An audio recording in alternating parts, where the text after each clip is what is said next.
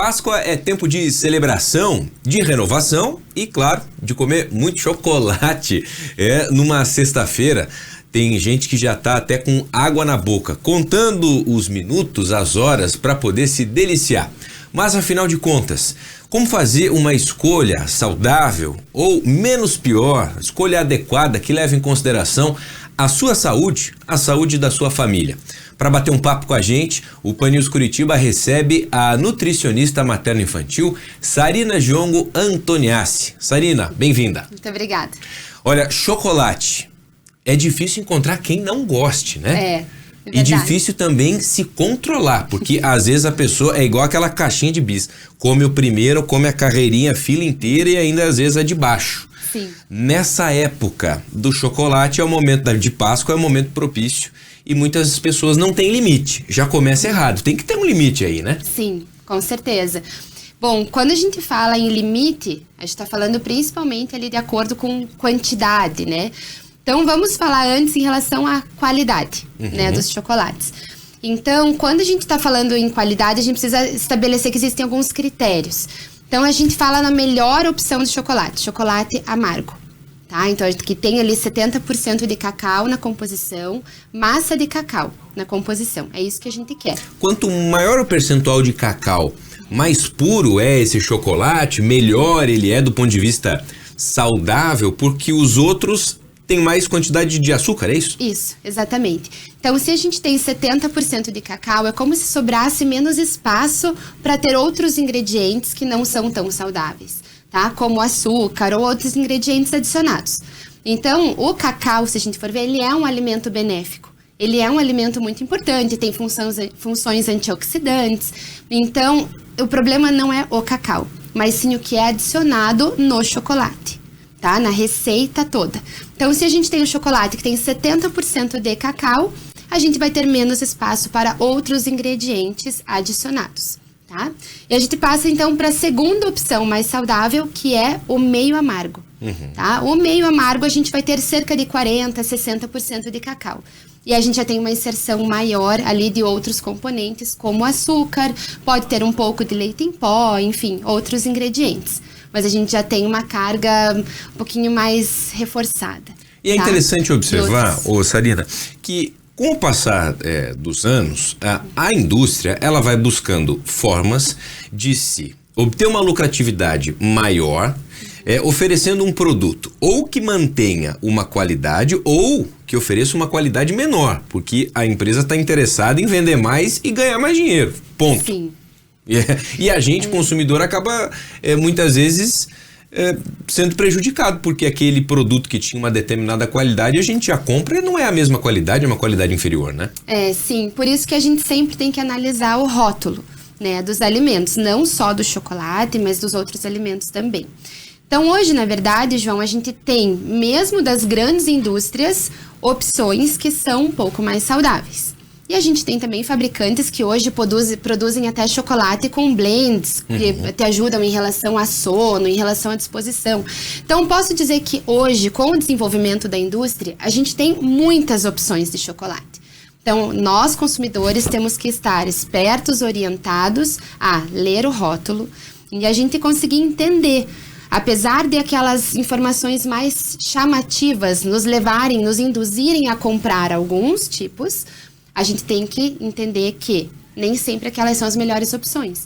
Então, a gente vai ver a lista de ingredientes, que é o item principal ali que a gente vai ler. Nessa hora de olhar a tabela, os ingredientes, é engraçado porque quando você fala isso, eu me lembro logo do pão, né? Da farinha, se é ou não é a farinha integral, e é mais ou menos esse cuidado que a gente tem que ter também com relação ao chocolate. O item que aparece por primeiro ali é o que tem maior quantidade, maior concentração ali. Isso é por legislação. Então, qualquer alimento, o primeiro ingrediente é o que vai ter em maior concentração, e aí a gente tem todos eles organizados de maneira decrescente, certo? Então, se eu tenho um chocolate que o primeiro ingrediente é açúcar, por exemplo, como acontece com o exemplo de alguns chocolates brancos, ou que é a gordura, ali a massa de gordura, você veja, já não é um chocolate. Estou comprando um chocolate, mas que na verdade o primeiro ingrediente já é açúcar ou gordura, entende? Então ele não vai ser nada saudável. tá? Então a gente vai aí numa escala de o chocolate amargo para o meio amargo, aí vem o chocolate ao leite, tá? Em termos ali de qualidade, né? E depois o chocolate branco. O branco é o pior, assim, digamos assim, nessa... mais vilão, digamos assim. Nessa lista. Bom, e a gente batendo um papo sobre essa questão, né, de chocolate, sem deixar de falar... Bom, eu sou pai, você é mãe. Sabemos que as crianças são viciadas em doce. Chega nessa época da Páscoa, chocolate pra cá, ganham muitos ovos... de familiares, parentes e tudo mais. Bom, também preciso estabelecer um limite, né, para que essa criança não venha apresentar qualquer reação, muitas vezes, a comer muito chocolate. E até na hora de fazer a escolha, se essa escolha está ao alcance do pai e da mãe, é interessante fazer uma escolha com consciência para que o produto que está sendo ofertado não seja só aquele que tem um determinado brinquedo ou com a embalagem mais colorida, mas por se tratar de um alimento, de um doce que tenha algumas propriedades que, no mínimo, sejam interessantes para essa criança, né? Exatamente. Hoje a gente tem a recomendação, se a gente for tratar de crianças, né, que o máximo de açúcar que elas deveriam consumir por dia seria equivalente a 25 gramas, tá? 25 gramas seriam mais ou menos 6 colheres pequenininhas de açúcar. Então vamos imaginar que a gente pega uma barrinha de chocolate ao leite, aquela pequenininha de 20 gramas. Só ali já vai ter metade desse açúcar que é recomendado por dia, tá? Isso falando na alimentação do dia da criança. Então, realmente, a tolerância deles, onde a gente deve chegar ao nível de açúcar para eles, é muito baixo. E na Páscoa, isso acaba extrapolando. Parece que não existe limite nenhum, né? Como se tivesse tudo liberado, mas é o desafio dos pais, né? Da família. Aí o que a gente orienta? Claro que a nossa cultura é realmente dar chocolate na Páscoa, presentear os nossos familiares, mas os familiares podem se combinar. Então, por exemplo, os avós gostam muito de dar chocolate de Páscoa, ovos enormes, esconder, tudo bem, mas então combinem entre os familiares, porque senão vem ovos dos avós, ovos dos dindos, ovos dos tios, os ovos também dos pais. Então, realmente, a criança fica com muito doce ali, que às vezes os pais nem sabem o que fazer com tudo aquilo. Então, combinar isso previamente é uma das estratégias. Ou então, não precisa dar um ovo tão grande para uma criança tão pequena. Né? Então esses combinados assim prévios são muito bons de fazer e acaba facilitando a vida depois, porque os pais não sabem bem o que fazer com aquilo, né? Então, às vezes o chocolate, o ovo fica lá no armário guardado por alguns meses, né? Final do ano ainda tem um ovo de Páscoa, né? Exatamente. E muito importante também reforçar quando a gente fala de criança, que as crianças menores de 2 anos não devem receber nada de açúcar, né? Então isso é muito importante. Como mudou, né? Sim. E que bom. Que bom, né? Prevendo aí a saúde, manutenção da saúde deles até quando eles forem adultos, né? Então, esses não devem receber nada de açúcar. Isso que a gente agora, vamos entrar nesse ponto, sem falar, não tocamos ainda na questão das restrições.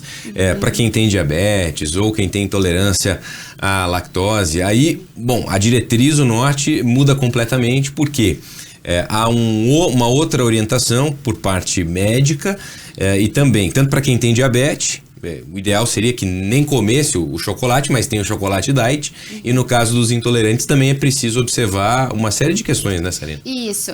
E a gente não pode misturar as coisas, né? Então, sim, quem tem alguma situação de saúde específica, claro, deve ler o rótulo, né? Então, mesmo quem é intolerante ao glúten, deve ver se tem glúten, por exemplo, na composição. O que a gente não pode ter é um indivíduo saudável que não tem que fazer restrição em busca de um alimento com restrição. Por exemplo, vou comer então um chocolate diet achando que ele tem menos calorias. Então isso nem sempre acontece, porque a indústria reduz o açúcar, né, exclui o açúcar e muitas vezes pode adicionar gordura. Então esse alimento vai ter até mais calorias, sabe? Então realmente quem tem alguma restrição é buscar o alimento que seja indicado por profissional de saúde, ler o rótulo, para que também possa ser feliz na Páscoa, né? Agora, eu confesso a você que um chocolatinho, não só na Páscoa, mas depois do almoço, parece que o organismo tem uma necessidade por doce. Tem alguma explicação para isso? Seja chocolate ou qualquer outro doce, muitas vezes é a combinação, o doce e um café depois do almoço, né? Sim, e a gente tem que tomar cuidado com isso, né, pra gente não ficar realmente dependente. Mas sim, os alimentos, eles têm algumas funções no nosso corpo, que eles até fazem com que a gente fique, sim, mais felizes, tá? Alguns alimentos têm esse poder, mas a gente tem que buscar as opções mais saudáveis. Tá? Então, vamos supor, dentro do chocolate, como eu falei no início da entrevista, é buscar ali pelo amargo, por exemplo. Porque o cacau também tem as possibilidades dele, né? As atuações dentro do nosso organismo, assim como o açúcar. E a gente tem que sempre buscar as melhores opções daí. Ô, Sarina, uma dúvida. Muitas vezes as pessoas acabam investindo num chocolate, aquele chocolate suíço, ou que é feito em sabe-se Deus lá onde, mas que é maravilhoso, de uma grife conhecida, renomada, que se pagou o olho da cara por aquele chocolate. Mas o fato de você investir ou pagar caro não significa que vai ser um alimento de boa qualidade, né? Ele pode ter muita gordura, muito açúcar, e se você exagerar, é a tua saúde que pode estar comprometida, digamos assim. Sim, com certeza. Então, não é porque ele é mais caro que ele vai ser o melhor nutricionalmente falando, né? Claro que assim, João, agora na Páscoa as pessoas também têm que ser felizes, sim, né? Tem que curtir esse momento em família. É um momento especial e que pede chocolate, né? É a nossa cultura, é a tradição. Mas que não necessariamente a gente tenha que fugir tanto da linha, né? Deixa eu te perguntar, tem algumas opções de chocolate, já que a gente está falando sobre esse momento que é perfeito, tem combinação com amendoim, com uva passa e tudo mais.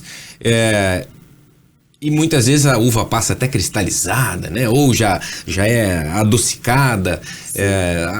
Algum ponto de atenção com relação a isso também? Ou o fato, não, eu como um chocolatinho com amendoim, ele é mais saudável, ele é mais gostoso, ou pura e simplesmente para agradar o paladar do freguês? Ele segue mais ou menos a mesma lógica que eu disse do cacau.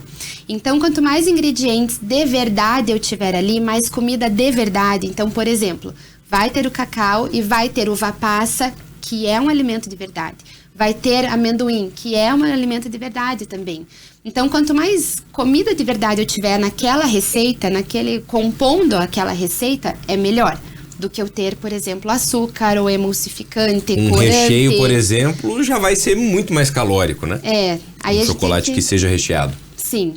Aí depende muito, a gente tem que analisar realmente composição, ou algo que nos preocupa muito, né, como nutricionistas, é a parte de corantes artificiais, né? Então, a gente está colocando para dentro um item que não é natural, digamos assim. Então, a gente ter esse nível, assim, de criteriosidade e conseguir avaliar que pode ter um amendoim que vai ser um pouquinho mais calórico, por exemplo, mas ainda é um alimento de verdade.